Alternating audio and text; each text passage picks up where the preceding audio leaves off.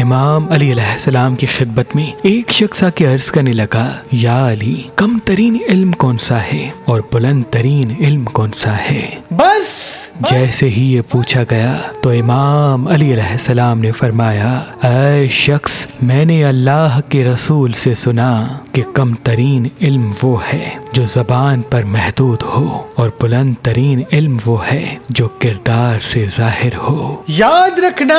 اللہ اس انسان پہ لعنت کرتا ہے جو زبان سے تو علمی باتیں کرتا رہے لیکن اس علم کی جھلک اس انسان کے کردار سے ظاہر نہ ہو۔ تبھی جتنا ہو سکے جو علم تم زمانے میں سیکھتے آئے ہو اس کو زبان سے نہیں بلکہ اپنے کردار سے ظاہر کرنے کی عادت ڈال دو، کیونکہ جو انسان علم کو اپنے کردار سے ظاہر کرتا ہے زمانہ اسے جھک کے سلام کرتا ہے، اور برزخ سے لے کے جنت تک کے فرشتے اس کے مرنے کے بعد اس کا استقبال کرتے ہیں۔